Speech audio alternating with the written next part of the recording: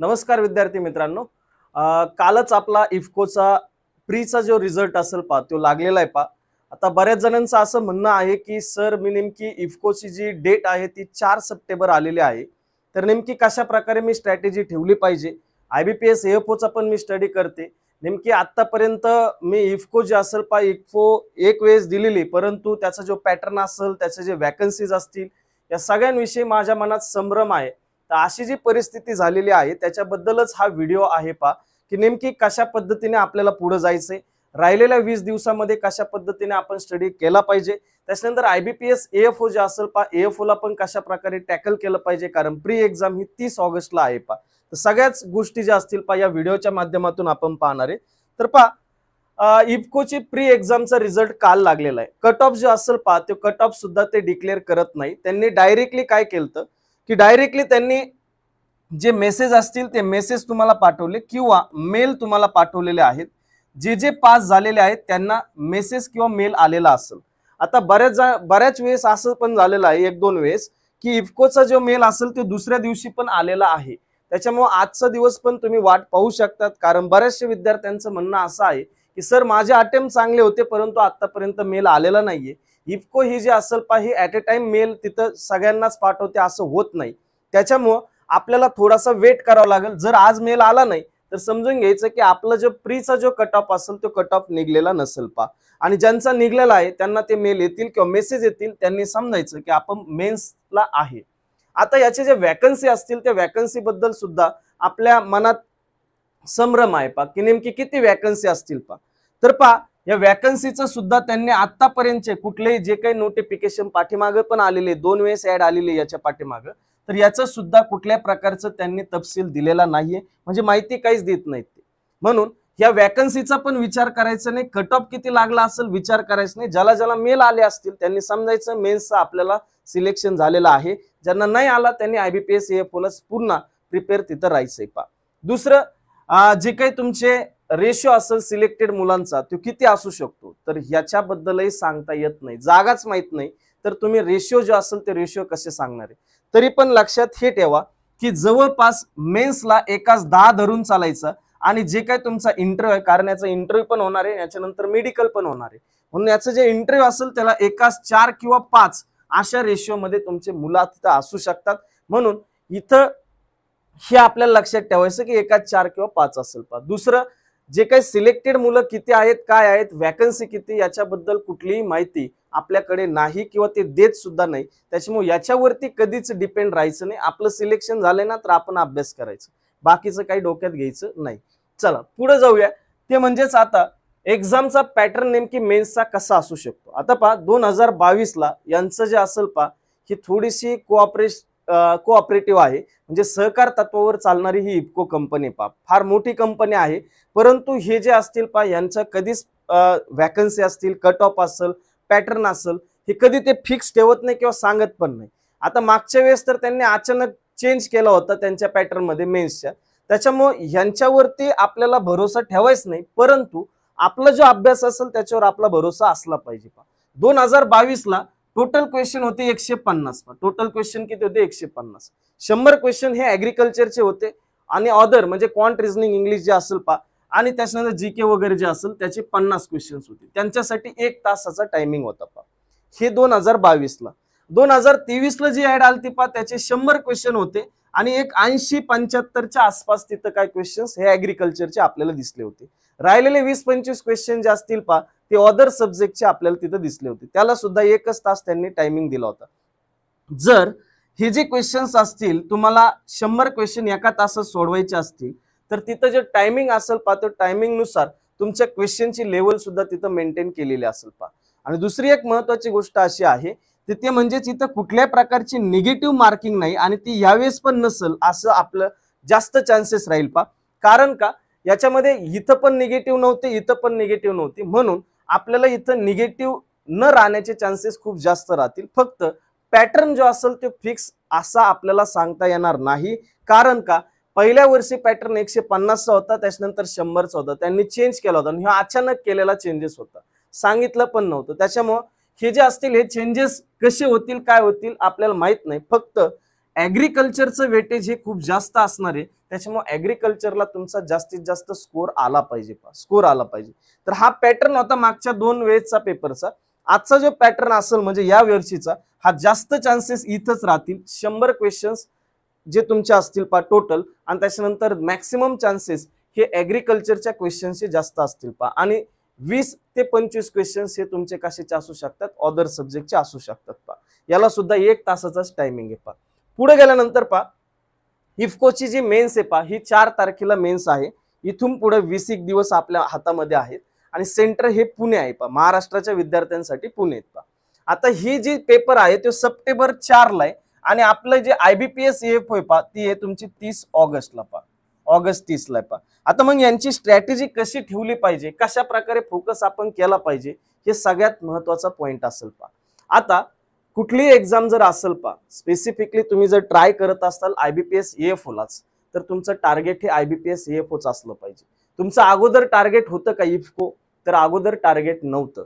हे लक्षात ठेवा, तुमचं टार्गेट आहे EFO.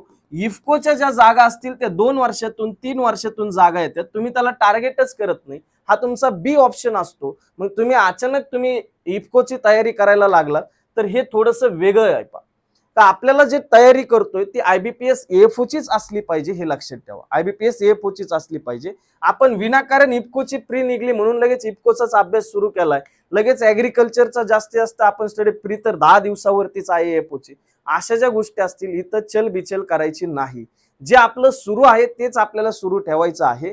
नेमकी कशा पद्धतीने जायचंय तर ती मी तुम्हाला सांगतो की प्रोसेस पा इफकोची काय. पहिली प्री एक्झाम होते, ही ओपन एन्व्हायरमेंट मध्ये होते पा, तुम्ही कुठेही पेपर देऊ शकत होता. तुमचे जे काही पेपर असेल ते तुमच्या कॉम्प्युटर बेस्ड पेपर झालाय, तुम्ही घरी बसून पण पेपर ते दिलेला आहे पा. परंतु जी मेन्स एक्झाम असेल ही प्रोटेक्टेड एन्व्हायरमेंट मध्ये, म्हणजेच तुमचे सेंटर वरती एक्झाम ही होणार आहे पा.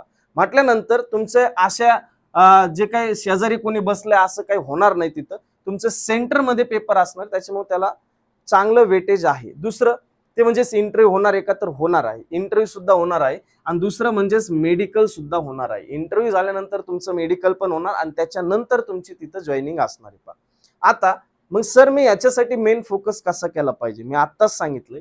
IBPS EFO हा 30 ऑगस्टला पेपर आहे.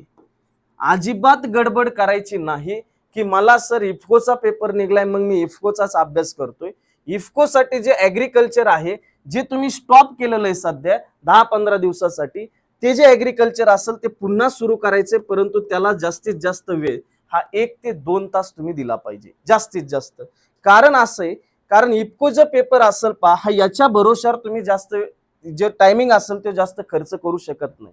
तुमचा मेन टार्गेट काय आहे, तर मेन टार्गेट IBPS EFO, तर तुम्ही मेन टार्गेटलाच फोकस केलं पाहिजे. तुमचं जे क्वांट, रिझनिंग, इंग्लिश हे जे असेल सब्जेक्ट, हे सब्जेक्ट तुमच्या इफकोला पण आहे 10-20 मार्काला जे काय असतील ते, तर ते तुमचे तिथंच कव्हर होऊन जातात. त्याला वेगळा स्टडी करायची काहीच गरज नाही पा, वेगळा स्टडी करायची काहीच गरज नाही. तुम्ही जे IBPS EFO चा स्टडी करताय तोच तुमचा इफकोच्या क्वांट, रिझनिंग, इंग्लिशला कामा येणार आहे. राहतो प्रश्न ऍग्रिकल्चरचा, तर ऍग्रिकल्चरला 1-2 तास तुम्हाला द्यायचे आहेत, आणि मॅक्सिमम फोकस जो असेल ते कुठल्या सब्जेक्टवर केला पाहिजे तुम्ही. तर इफको कंपनी ही कशासाठी काम करते, इफको कंपनीचं जे नेटवर्क आहे ते नेमकी कशामध्ये आहे, या सगळ्या गोष्टी आपण पाहून अभ्यास केला पाहिजे पा.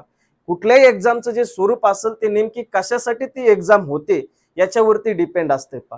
तर आपला फोकस जो असेल पा, इफको जी कंपनी असेल ती पिकांसाठी काम करते, फर्टिलायझरसाठी काम करते, तर आपला मॅक्सिमम तुम्ही मागच्या वेळेस पण पाहिलं असेल ॲग्रोनॉमीचे क्वेश्चन्स खूप जास्त दिसलेले असतील पा. तर ॲग्रोनॉमी तुम्हाला सगळे कन्सेप्च्युअल पार्ट, क्रॉप्स हे बेसिक पासून सगळ्या गोष्टी तुम्हाला क्लिअर असल्या पाहिजेत. ॲग्रोनॉमीला जास्त वेटेज तिथं राहतं. त्याच्यानंतर फर्टिलायझरचा पार्ट कशात येतो, तर सॉइल सायन्स मध्ये येतो, आणि सॉइल सुद्धा त्यांच्यासाठी महत्वाचे, म्हणून सॉइल सायन्स वरती सुद्धा आपल्याला क्वेश्चन्स दिसलेले आहेत. त्याच्यानंतर येतो सब्जेक्ट हॉर्टिकल्चर पा, कारण क्रॉप्स आहेत त्याला सुद्धा फर्टिलायझर लागणार आहेत, तर फर्टिलायझर लागतायत तर म्हणजे तो सुद्धा सब्जेक्ट महत्वाचा आहे. दुसरी महत्वाची गोष्ट ते म्हणजेच ऍग्रिकल्चर इकॉनॉमिक्स, याच्यावरती सुद्धा प्रश्न असेल. का असतील याच्यावरती प्रश्न, कारण इकॉनॉमिक्स महत्वाचं आहे, त्याच्यानुसार तुमचे जे फर्टिलायझर असेल ते शेतकरी लोक खरेदी करत असतात, म्हणून त्यांचं इकॉनॉमिक्स मध्ये जे काय पार्टिशन आहे ऍग्रिकल्चरचं ते सुद्धा आपल्यासाठी महत्वाचं असणार आहे. म्हणून ऍग्रिकल्चर इकॉनॉमिक्स सुद्धा तुम्हाला बऱ्यापैकी त्या पेपरमध्ये दिसतं पा. त्याच्यानंतर एक्सटेन्शन पा. एक्सटेन्शन याच्यासाठी करायचं आहे कारण इफको कंपनीचे जे काही प्रोडक्ट असतील त्याचं एक्सटेन्शन करावंच लागणार आहे. एक्सटेन्शन करण्यासाठी वेगवेगळ्या तुमच्या स्कीम्स असतील, याच्यामध्ये सगळ्या गव्हर्नमेंटच्या स्कीम्स वगैरे या सगळ्या गोष्टी तिथे येतील पा. म्हणून एक्सटेन्शन हा जो सब्जेक्ट असेल हा सब्जेक्ट सुद्धा तिथं महत्वाचा असेल पा. दुसरं ते म्हणजे एंटोमॉलॉजी आणि पॅथॉलॉजी, कारण हे जे असतील पा बऱ्यापैकी प्रोडक्ट आता थोडेसे इफको याच्यामध्ये पण यायला लागले. एंटोमॉलॉजी आणि पॅथॉलॉजी हा सुद्धा तुम्हाला सब्जेक्ट करावं लागतील. जेनेटिक्स असेल, फिजिओलॉजी असेल, हे जे सब्जेक्ट असतील पा याचे जे वेटेज असते ते खूप कमी असते. त्याच्यामुळे त्याच्यामध्ये तुम्ही जास्तीत जास्त इंटरेस्ट दाखवायचा नाही. सध्याच्या काळामध्ये एवढे जे सब्जेक्ट असेल याला जास्तीत जास्त फोकस तुम्हाला करायचंय पा. सर मग पुस्तकं वाचत बसायचे का? सर माझा तर स्टडी नाहीये एवढा, तर मी पुस्तकं वाचत बसतो त्याच्यातच टायमिंग घालू का? जर तसं जर असेल तर तुम्हाला काय करायचंय, लास्ट इयरची पीवायक्यू इफकोचे पेपरचे तुम्हाला गुगलवरती पीवायक्यू भेटतील, प्रिव्हियस इयर क्वेश्चन्स, किंवा नेटवरती सर्च केलं किंवा तुमच्या युट्यूबवरती सर्च केलं तरी सुद्धा तुम्हाला पीवायक्यू भेटून जातील पा. दुसरी महत्वाची गोष्ट ते म्हणजेच तुम्ही जेवढ्या ऍग्रिकल्चरच्या रिलेटेड एक्झाम्स असतील त्यांचे सगळ्यांचे पीवायक्यू उचला आणि त्याचा अभ्यास व्यवस्थित करा पा. तुम्हाला त्याच्यातूनच क्वेश्चन जास्तीत जास्त दिसतील पा. कारण जी काही इफको जे असेल त्याला आपल्याला स्पेसिफिकली सर मी इफको साठी स्टडी करणार आहे असं काही करू नका बाबांनो, कारण IBPS CFO फक्त 10 दिवसावर आलेली पा.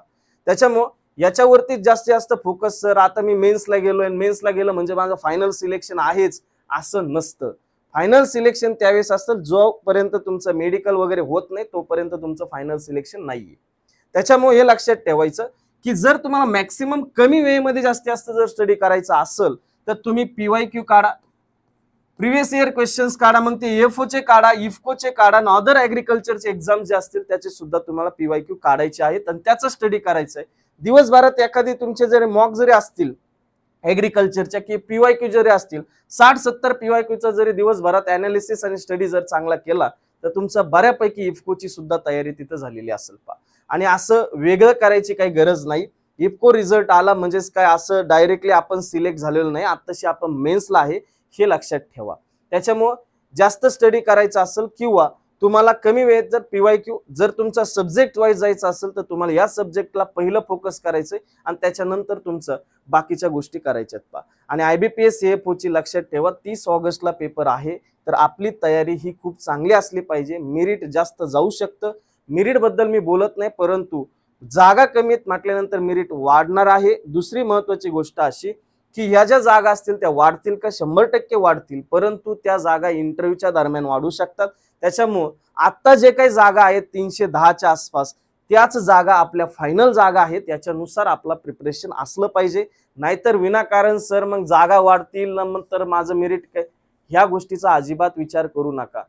पहिलं ते म्हणजेच काय, तुमचं टार्गेट हे असलं पाहिजे, तुमचा असलेला सिलेबस. मी प्रत्येक वेळेस तेच सांगत असतो, प्रत्येक वेळेस की बाबा तुमच्या समोर काय आहे, एक्झाम आहे ना समोर, त्याच्यासाठी लागणारा सिलेबस काय आहे त्याचा जास्तीत जास्त तुम्ही फोकस करा. दुसरी महत्वाची गोष्ट ते म्हणजेच तुमचा जो काही स्टडी झालेला आहे प्रीचा तोच स्टडी कंटिन्यू ठेवायचा आहे. विनाकारण आता एक्स्ट्रा करायला जाताल 10 दिवसात तुमचे एक्स्ट्रा टॉपिक होणार नाहीत. जे केले त्याला मॅक्सिमम रिव्हिजन तुम्ही मारली पाहिजे, त्याच्यावरतीच जास्तीत जास्त प्रॅक्टिस करून त्याच्यामध्ये आलेल्या क्वेश्चन्सला आपण 100% न्याय दिला पाहिजे. कारण का, तेच तुम्हाला मार्क देणार आहेत. नवीन काहीतरी करायला जर गेले तर कमी दिवस राहिलेले आहेत तर थोडासा प्रॉब्लेम होऊ शकतो. आणि ज्यांचा इफकोचा रिझल्ट आलेला आहे त्यांनी एक लक्षात ठेवा, गडबडून जायचं नाही.